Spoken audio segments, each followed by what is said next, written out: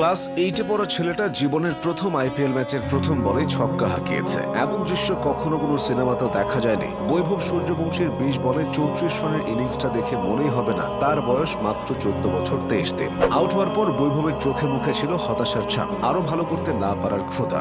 এই ক্ষুধায় তাকে এতদূর এনেছে। মাত্র 13 বছর বয়সে সে আইপিএল নিলামে তোলপাড় সৃষ্টি করেছিল। 1,10,00,000 রুপিতে রাজস্থান রয়্যালস তাকে কিনেছিল। তখন অনেকেই ভেবেছিল বৈভবকে দিয়ে রাজস্থান কোনো ম্যাচ খেলাবে না, শুধু শুধু চমক দেখানোর জন্য তাকে নেওয়া হয়েছে। কিন্তু না, বৈভব অনুশীলন শুরু করেন সঞ্জু স্যামসন, জাফরা আর্চার, যশস্বী জয়সওয়ালদের সঙ্গে। বৈভবকে তরুণ ক্রিকেটার বলা যায় না, তাকে কিশোর ক্রিকেটার বলতে হয়। তাকে নিয়ে মাতামাতি শুধু আইপিএল কেন্দ্রিক না, ভারতীয় ক্রিকেটে বৈভবের নামটা বেশ আগে থেকে আলোচিত। এই বয়সে তিনি খেলেছেন ভারতের অনূর্ধ্ব-19 টেস্ট দলে। 2024 সালের অক্টোবরে তিনি অস্ট্রেলিয়া অনূর্ধ্ব-19 দলের বিপক্ষে 58 বলে সেঞ্চুরিও করেছেন।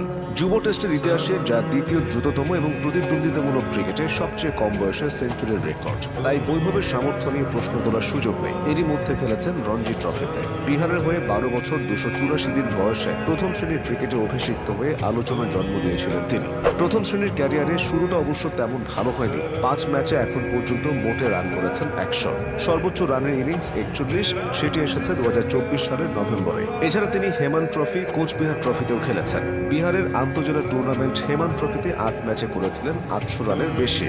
এরপর ভিনু মানকর ট্রফিতে 5 ম্যাচে করেছিলেন 400 রান। বিহার ক্রিকেট অ্যাসোসিয়েশন আয়োজিত রণধীর বার্মা অনূর্ধ্ব-19 ওয়ানডেতে ট্রিপল সেঞ্চুরিও আছে তার। ভারতীয় সংবাদ মাধ্যম ইন্ডিয়া টুডের খবর অনুযায়ী বৈভব 1 বছরে বিভিন্ন টুর্নামেন্টে মোট 49টি সেঞ্চুরি করেছেন। ঠিক এ কারণেই তাকে নিয়ে আইপিএল নিলামে কারাকারি হয়েছিল। বৈভবের জন্ম বিহারে। ছোটবেলা থেকেই তিনি ক্রিকেটের প্রতি ভীষণ অনুরাগী। মাত্র 4 বছর বয়সে বাবা সঞ্জীব সূর্যবংশীর কাছে ক্রিকেট শেখা শুরু করেন। সঞ্জীব পেশায় কৃষক হলেও ক্রিকেটের প্রতি ভালোবাসা রয়েছে তার। ছেলের মধ্যে ক্রিকেট নিয়ে আগ্রহ দেখে তাকে ক্রিকেটার হিসেবে গড়ে তুলতে চেয়েছিলেন। বাড়ির পেছনে ছোট্ট একটু জায়গা পরিষ্কার করে ছেলেকে ক্রিকেট শেখাতে শুরু করেছিলেন। বাবার কাছে বেসিক ক্রিকেট শিখে 9 বছর বয়সে ক্রিকেট একাডেমিতে ভর্তি হয় বৈভব। সেখানে 2.5 বছর শেখার পর বিজয় মার্চেন্ট ট্রফির জন্য ট্রায়ালে যান।